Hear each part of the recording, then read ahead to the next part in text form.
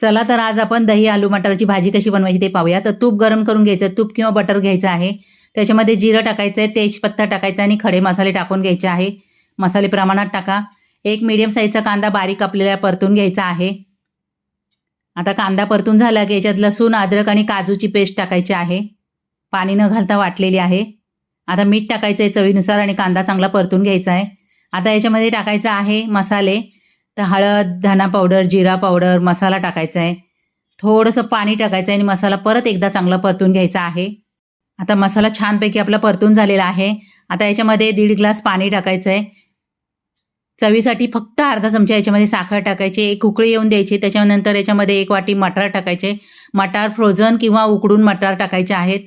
2 medium साईजचे बटाटे उकडून त्याच्या मोठ्या मोठ्या फोडी करून घ्यायच्या आहेत. अर्धा वाटी दही घेतलेलं फेटून टाकायचं आहे. कसुरी मेथी टाकायची आणि भाजी आहे ना पावाबरोबर, ब्रेडबरोबर पण छान लागते.